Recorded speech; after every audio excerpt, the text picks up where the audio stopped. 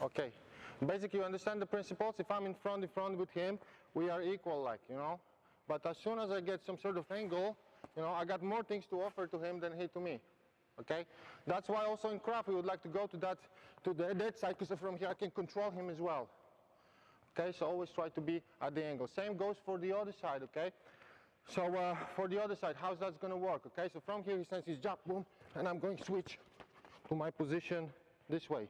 Okay, so what happens? Yes, I'm still doing this little step, remember we did at the beginning, and now I'm going to replace the legs. Boom. Okay, dip my body, and from here I'm gonna use my hips up to send a body shot, face shot. Okay, and I disengage. So once again,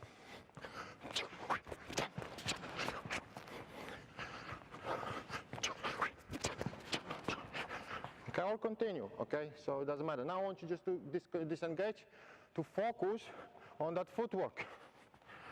Yes, I'm here. Again, no, don't do the strike. Guys, look at the footwork. I'm getting off the line, my hands are here.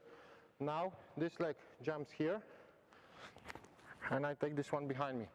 And I'm in my normal fighting position angle to him. Okay, and from there, attack. Okay? Thank you.